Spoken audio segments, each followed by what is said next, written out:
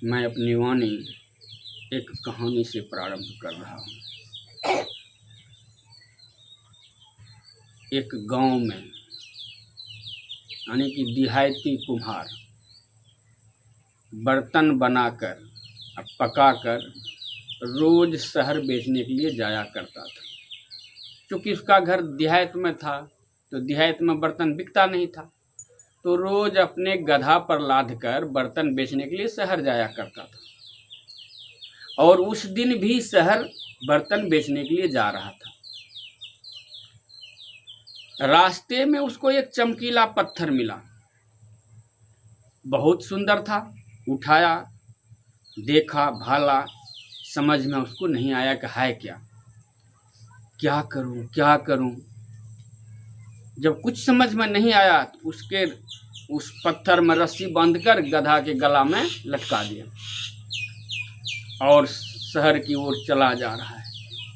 जैसे शहर के नज़दीक पहुंचा तो उधर से मॉर्निंग वॉक के लिए एक आदमी निकला और संजोग से वह आदमी जहुरी था और उसकी दृष्टि गधे के गले में बंधे उस पत्थर पर पड़ गई।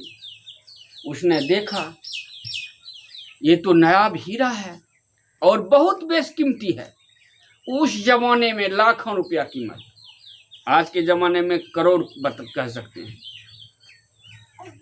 और गधे के गले में बंधा हुआ था। इससे वह समझ लग गया कि कुम्हार को अकल नहीं है। जब नजदीक आया तो कुम्हार से पूछता है कि भाई, पत्थर बेचता है क्या? अब तो कुम्हार की चौंकने की बारी। कुम्हार सोचता है कि आज से पहले जब भी मैं शहर पहुंचता था तो लोग बर्तन पूछता था कि बर्तन बेचता है क्या। ये पत्थर खरीदने वाला नया ग्राहक मिल गया। बर्तन का तो कीमत मालूम था, भाव मालूम था, लेकिन इस पत्थर का तो भाव उसको पता नहीं था कि पत्थर का क्या कीमत है। कहा बेचना तो है, कहा कितने में? इसको तो मालूम नहीं था। कहा कि आप ही बताओ ना कितने में लोगे। तो कहा मैं 100 रुपया दूंगा।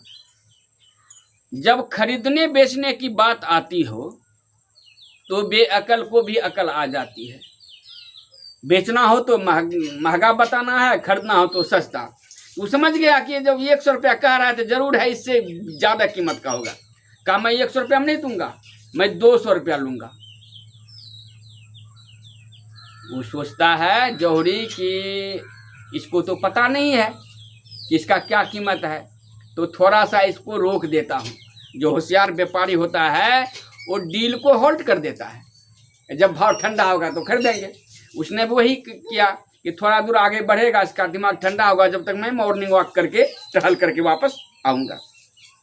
वो उधर चला गया और गधा पर बर्तन लाद के कुम्हार उधर जा रहा है। कुछ ही दूर गया था कि एक आदमी और उधर से निकला और संजोग से वह भी जहुरी था और उसकी भी दृष्टि पड़ गई गधे के गले में बंधा हुआ पत्थर पर। वह भी समझ गया कि कुम्हार को अकल नहीं है। नजदीक आया, कहा भैया पत्थर बेचता है क्या? अब तो ये डबल चौका। यार ये बात क्या है, जो आता है पत्थर पूछ रहा है, अब बर्तन कोई नहीं पूछ रहा है। 2-2 पैसा 3-3 पैसा में बर्तन बिकता था और 100 रुपया के मुंह देखने में 1-2 साल लग जाएगा। 100 रुपया में बिक रहा था, मैंने बेचा नहीं। भाग से एक और आदमी मिला है, ये खरीदना चाहता है। कहाँ बेचना है? कहा कितने में? उसको तो भाव मालूम हो गया था, उसने 100 रुपया बताया था। कहा 100 रुपया में दूंगा। तुरंत 100 रुपया जेब से निकाला और कुम्हार को दे दिया। कुम्हार भी गधा के गला से वो रस्सी खोली और पत्थर दे दिया जहुरी को। जहुरी पत्थर लेके चला गया। पहले वाला जो जहुरी था उसके मन में ख्याल हो ना हो कोई दूसरा मिल जाए और वही खरीद ले। वो तेजी से पलटा और देखा वो जा रहा है, तेजी से जाके पीछे से बोलता है भैया मैं तेरे बात को रखता हूँ, ये ले 200 रुपया और उसको दे पत्थर। कहा वो पत्थर तो मैंने बेच दिया। कहा बेच दिया? अरे किसको बेच दिया? कुम्हार बोलता है कि आपके जैसा कोई बाबूजी मिला था, उसी को बेच दिया। कहा कितने में बेच दिया? कहा 100 रुपया में। कहा अरे मूर्ख, जब मैंने 100 रुपया में मांगा तो तू 200 रुपया बताया और उसको 100 रुपया में दे दिया। जानते हो मैं जौहरी हूँ, जौहरी। और वह पत्थर साधारण नहीं था, बेशकीमती हीरा था, लाखों का कीमत, और तूने 100 रुपया में दे दिया। आखिर तू हो गधे का गधा।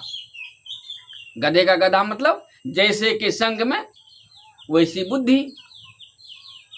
गधे के संग में रहते थे, गधा जैसी बुद्धि, 100 रुपया में बेच दिया। अब जो कुम्हार था एक बार गधा को देखता है, फिर जहुरी को देखता है, फिर गधा को देखकर वो बोल रहा है, सुन रहे हो गधे, ये बाबूजी हमको गधा बोल रहा है, हमें तो पता नहीं था कि हीरा है कि पत्थर, फिर भी मैंने पत्थर से 100 रुपया कमा लिया। और जब इसको पता था कि ये हीरा है, लाखों का हीरा है, तो ये क्यों चूक गया? अब तू ही बता, गधा मैं कि गधा ये? भजन बिन बाबरे तूने हीरा सा जन्म गमायो, जिसको अभी अभी भगवान श्री राम कहे हैं, बड़े भाग्य मानुष तनु पावा। संत साहिब स्वामी जी महाराज कहते हैं, मान मान मन यह तन तेरा, हीरा रतन अनमोल है, विषयों के पीछे पर पगले कर रहा माटी मोल है। प्रभु ने मानुष जन्म तुमको कैसा दिया, सोच रे मन इसे पा भला क्या किया। तरसते हैं जिसके लिए देवता, अभी अभी भगवान श्री राम बोले हैं, सुर दुर्लभ। तरसते हैं जिसके लिए देवता, इसकी महिमा है कैसी तू ही अब बता।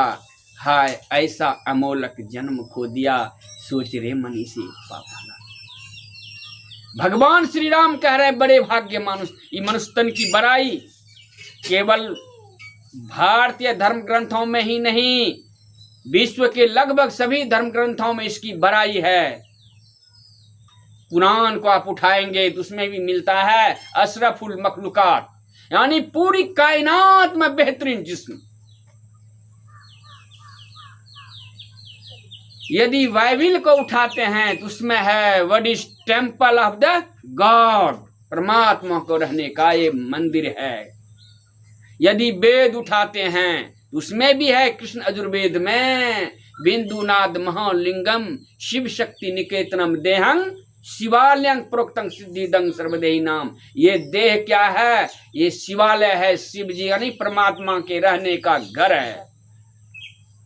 इसको पाके हम लोग क्या किए हैं? जहां भगवान राम कहें सूर्य दुर्लभ, तो हम लोग क्या कर रहे हैं? बड़े भाग्य मनुष्य तन को पाकर वही आहार निद्रा भय मैथुन में लगा करके समय को बर्बाद कर रहे हैं। Eat drink and B Mary, बस खाओ पियो मौज करो, इसके लिए मनुष्य का शरीर मिला हुआ है, इसके लिए सभी धर्म ग्रंथ ने बड़ाई किया है। नहीं, मनुष्य तन के अलावे सृष्टि में यदि दृष्टि को दोहराएंगे तो पता चलेगा 4 खानियों में 84 लाख शरीरधारी प्राणी हैं। गणकों ने पता लगाया है, गण करके बताया है 30 लाख स्थावर जानो, 9 लाख सब जलचर मानो, 11 लाख कृमि कबिगाए, पक्षी गण 10 लाख बताए, 20 लाख पशु जानहु भाई, 4 लाख बानर समुदाय। जब यह 84 छूटी जावे तब मानुष के तन को पावे। लेकिन देखिए 84 लाख में जितने भी मनुष्य तन के अलावे प्राणी हैं शरीरधारी, किसी को आंसू बहाते नहीं आपने देखेंगे, किसी को चिंता में नहीं देखेंगे, कोई चिंता फिकर नहीं, प्रकृति में जी रहा है और आनंद से जी रहा है। यदि चिंता फिकर दुख है लगा हुआ, ये बड़े भाग्य मनुष्य तन पावा जो भगवान बोले हैं, ये केवल बड़भागी मनुष्य तन धारी के साथ है। क्यों भाई? किसी पशु को झूठ बोलते हुए आपने देखा है कि भवेश? व्यभिचार करते हुए नहीं देखे, नशा पान करते हुए भी नहीं देखे, चोरी करते हुए भी नहीं देखे। सब के सब दुर्विचार, दुर्व्यवहार, अनाचार, कदाचार, बलात्कार, हाहाकार, क्या क्या नहीं, भ्रष्टाचार कर रहा है। ये केवल मनुष्य तन बर्भागी इसमें फंस करके अपने अमूल्य समय को बर्बाद मनुष्य कर रहा है। जबकि भगवान श्री राम कहे बड़े भाग्य मानुष तनु पावा, सूर्य दुर्लभ। रामचरितमानस के अनुसार सूर्य दुर्लभ नहीं, देवताओं को दुर्लभ है। अब थोड़ा सा दृष्टिपात उधर करें। मनुष्य शरीर से सुंदर पुराणों में दिखाया गया देवता का शरीर बिल्कुल चांदी की तरह चमकता हुआ, और मनुष्य का शरीर कैसा है? काला है, चितकबरा है, सांवला है, गोरा है, सब तरह का, कोई नक मोटा है, नक पतला है, नक चिप्पा है, सब तरह का आदमी है। लेकिन देवता का देखिएगा फोटो, बिल्कुल सुंदर स्वस्थ शरीर, और देवता के शरीर से हमेशा खुशबू निकलते रहता है। अब मनुष्य के शरीर से 5 दिन नहीं नहाए तो बदन से पसीने की बदबू, 2-4 बदतबन नहीं कीजिए तो मुंह से बदबू, कोई बातचीत नहीं आपसे करना चाहेगा। ये बदबूदार शरीर मनुष्य का, और खुशबूदार शरीर परमात्मा भगवान का, देवता का। ये काला कुलोटा शरीर मनुष्य का, और सुंदर चमकता हुआ शरीर देवता का। और मनुष्य शरीर से नीचे पशु पक्षी कृमि त्रियक योनि बताया, जिसमें 84 लाख पूरा है। मनुष्य शरीर से नीचे वाला जो शरीरधारी प्राणी है, वह यदि मनुष्य का शरीर चाह रहा है, मांग रहा है, याचना कर रहा है, कुछ बात समझ में आती है। और मनुष्य शरीर से ऊपर जो देवी देवताओं का शरीर है, वह भी मनुष्य का शरीर, खुशबूदार शरीर वाला बदबूदार शरीर मांग कर रहा है। कुछ तो कारण होगा। कारण क्या है? तो भगवान श्री राम कहते हैं, साधन धाम मोक्ष कर द्वारा। मोक्ष में प्रवेश करने का द्वार केवल और केवल मनुष्य के शरीर में है। ओनली वन, एक ही शरीर है, एक ही बॉडी है, वह है मनुष्य का, जिसमें मोक्ष का द्वार लगा हुआ है।